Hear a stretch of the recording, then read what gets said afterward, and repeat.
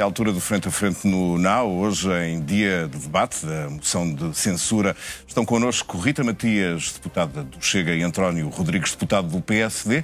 Boa noite aos dois, sejam bem-vindos. E começo por perguntar à Rita para que é que serviu, afinal, esta moção de censura, porque foi chumbada e não se ouviram propriamente esclarecimentos concludentes por parte do Primeiro-Ministro. Antes de mais, boa noite aos dois, boa noite ao António também.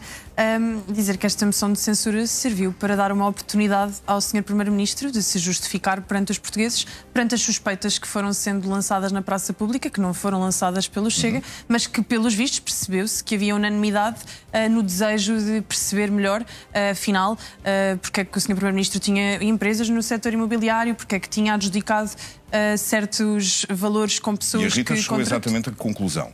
Chegámos à conclusão de que as explicações não foram suficientes, apesar da ampla disponibilidade que Luís Montenegro demonstrou para revelar os seus documentos, continua sem demonstrar quem são os seus clientes. E esse é o cerne da questão? Não é só o cerne da questão, mas aqui o ponto que nós ficamos por apurar é: existiu neste rol de clientes alguém ligado ao setor público, a alguma verba que poderá ter influenciado alguma autarquia? Mais, continuamos ainda com a questão de que o pico de faturação da empresa de Luís Montenegro foi precisamente no ano em que Luís Montenegro toma posse como líder do Partido Social Democrata, em que começa uma campanha a percorrer o país. Com isto quero deixar sublinhado que não estou a querer levantar nenhuma suspeita, mas, portanto, que seja particularmente do Chega. É uma dúvida que vimos generalizada e as que Luís Montenegro vão continuar a ter... ser feitas pelo Chega, é isso? Vão continuar. Aliás, André Ventura terminou a moção de censura dizendo que, uma vez que esta forma legislativa, parlamentar, neste caso, de escrutínio, não foi amplamente eficaz, na medida em que não conseguimos obter as respostas, vamos utilizar outras figuras, quem sabe, audições, solicitação de outros tipos de documentos, para que podermos ter as respostas que os portugueses nos continuam a pedir.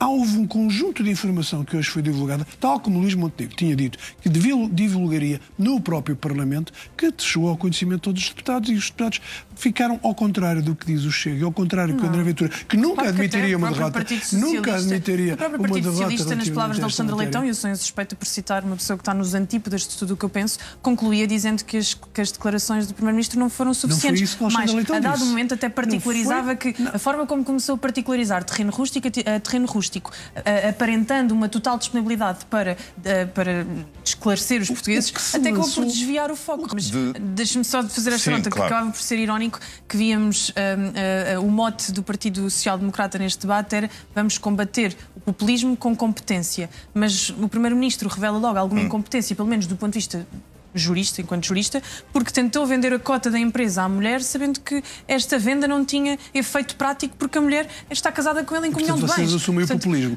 Não, o populismo, de qualquer para mim, forma, era aí que eu queria chegar, defender Rita, um povo contra uma elite, portanto eu até me sinto confortável com essa definição. O que é que o PSD queria dizer? O PSD ao estabelecer aquele guião dos deputados elencarem uma série de medidas do governo, que o populismo se combate com competência. Eu tentei devolver o sentido do humor que achei que a bancada do Partido Social Democrata teve, dizendo que parecia que nós passámos então do imobilismo do Partido Socialista para o imobiliário do Partido Social Democrata, devolvendo o tom engraçado, porque de facto apelidar o Chega de populista nesta estratégia de apresentação de moção de censura é no fundo ridicularizar aquilo que é um exercício parlamentar. Ao longo destes 50 anos de democracia apresentaram-se 33 moções de censura. Até tive a oportunidade de lembrar que o CDS já tínhamos feito essas contas, mas nas últimas 3 o modelo de intervenção do PSD ia muito mais além do que isso. A questão de fundo das intervenções do PSD diziam: se o deputado André Ventura, era assim a expressão, censurava questões positivas que o Governo sistematicamente apresentou da sua governação, coisa que ele não conseguiu responder a nenhuma. Não, respondeu a tudo. Por acaso até achei que... Filosoficamente, eu não vou ser facciosa. Eu vou dizer assim... Nunca será acusada disso. Eu vou dizer, acho que Luís Montenegro mostrou hoje uma preparação acima da média na discussão do debate, teve capacidade de responder às várias questões, mesmo deixando coisas por esclarecer, foi a jogo em todas as questões, e acho que a par disso, vamos ser honestos e dizer também, André Ventura é bombardeado com 15 pedidos de esclarecimento esclarecimento. Acho que nunca o Parlamento português tinha assistido a uma situação destas em que o autor da moção de censura acaba por ser ele censurado, digamos assim. Que o guião do PSD foi bem preparado. Não foi bem preparado, mas uma coisa que eles esqueceram de dizer é que todas as propostas que anunciavam, ao nível da imigração, da segurança, da saúde, contaram em todas com o voto favorável do Chega. Portanto, podiam dizer assim, olha, obrigada ao Chega, porque foi com o Chega que conseguimos fazer este bom trabalho pelos portugueses. Se tivéssemos ido por aí, muito teríamos que contar, porque houve múltiplas propostas que o Chega sistematicamente esteve contra. E portanto... Olha que não. A não ser que tenhamos uma melhor. Outra que não referiram, por exemplo, foi a abolição das portagens. Podiam agradecer ao Chega, que é um sucesso da vossa governação. Estive em Vila Real este fim de semana e as pessoas estavam super contentes. Essa foi a vossa lógica quando vocês estavam numa estratégia de aproximação ao Partido Socialista. De qualquer forma, Rita, e não tirando importância ao caso em si do Primeiro-Ministro, este debate reforça a ideia de que era aí o objetivo principal do Chega, de que o que o Chega quis foi afastar as atenções de todos estes casos. Mas a verdade é que o debate acabou, a votação foi chumbada e os problemas do Chega regressam. Aumentaram, não, acho que não aumentaram. Bom, já vamos à questão dos deputados, que também têm o exercício que também fizemos ao longo do debate foi lembrar os vários escândalos que assolaram os últimos 20 anos da democracia portuguesa, maioritariamente escândalos do Partido Socialista, poucos do Partido Social Democrata, também pelos menos anos que estiveram na governação, mas para dizer que num contexto onde as instituições estão particularmente degradadas, não só na capacidade das pessoas que desempenham funções, que acho que cada vez mais vão perdendo qualidade, se compararmos, por exemplo, com a Assembleia Constituinte, mas também pelos escândalos que vão abalando. São cada vez mais escândalos ao nível da falta de ética dos governantes e não tanto questões laterais que às vezes surgem na vida E já agora, como é que entendeu a atitude do líder da bancada social-democrata ao divulgar os nomes de 4 deputados do Chega, que têm também eles empresas imobiliárias? Diz que não foram os deputados do Chega que tiveram uma iniciativa de propor uma lei dos solos e, portanto, foram tentar legislar a seu favor. Tanto quanto sei dos deputados que referiu, na discussão. Tanto quanto sei estes deputados que referiu, do partido ou da é Comissão porque, a par de Luís Montenegro, devem ter o mesmo entendimento e, portanto, estão em comunhão de bens,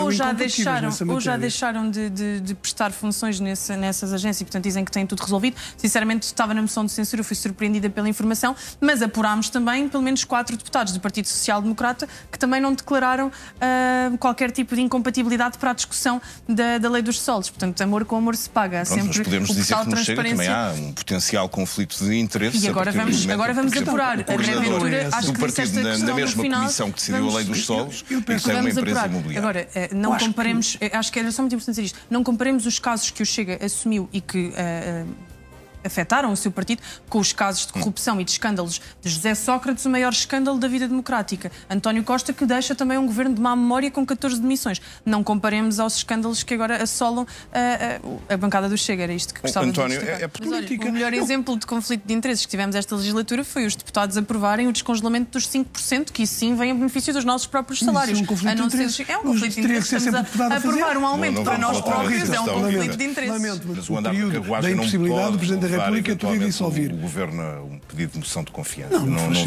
Não faz sentido, nem vejo em qualquer momento essa necessidade. E o PSD, na verdade, se suspira de alívio porque esta cartada da moção de censura podia ter sido apresentada pelo Partido Socialista. E se calhar a esta hora estaríamos aqui com mais uma vez o Chega estaria a apoiar o Partido Socialista. O Chega queria esclarecimentos. O Chega queria esclarecimentos. Se os esclarecimentos viessem, teriam um voto. Se não viessem, teriam outro. Eu duvido é que neste momento o Chega queira ter eleições. É essa a questão. Quer o Chega, quer o Partido Socialista. Sinceramente, o Chega foi o único que se predispôs a ter eleições. Portanto, o objetivo da moção de censura não era obter os esclarecimentos do Primeiro-Ministro, era ter eleições. Não, de todo, mas eu não temia as consequências de eleições. Não sei se o Chega saía com o governo do país e pouco preocupado com a estabilidade e muito mais preocupados com criar esta nuvem de distração daquilo que se passa no próprio partido. Instámos Luís Montenegro 24 horas a tentar prestar os esclarecimentos. Estes documentos que Luís Montenegro apresentou hoje na Assembleia da República e disse: os últimos 15 anos da minha vida estão aqui à vossa disposição. Porquê é que ele não fez uma live no Brasil? Fazia uma live no Brasil a esclarecer. Ou porquê é que não apresentou antes de ter ido para o Brasil? Portanto, quem quer prestar esclarecimentos tinha prestado antes. Deu muito jeito a Luís Montenegro vir ali tipo Cordeiro de Deus imolado no altar com ar de sacrifício. O Primeiro-Ministro não responde. Os partidos repetiram muitas vezes a questão sobre a carteira de clientes da empresa da família. o Primeiro-Ministro. É óbvio que não se pode falar. Queria perguntar se o Chega vai fazer algo em relação também à Ministra da Justiça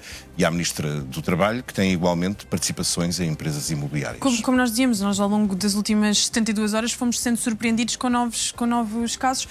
Elogiei aqui ontem, porque como não sou facciosa, elogiei aqui ontem a postura do Ministro Castro Almeida. Em relação às senhoras ministras, temos que apurar também qual é que era o grau de envolvimento, se houve de facto algum benefício ou não houve, porque acreditamos também, como foi dito, por exemplo, por Carlos Guimarães Pinto, que teve uma intervenção brilhante esta semana, é natural que os políticos tenham um passado e tenham um futuro e naturalmente podem surgir eventuais situações de conflito de interesses. A única coisa que o Chega diz é: temos que estar dispostos a explicar mais do que um cidadão comum, porque qualquer um de nós tem uma responsabilidade acrescida.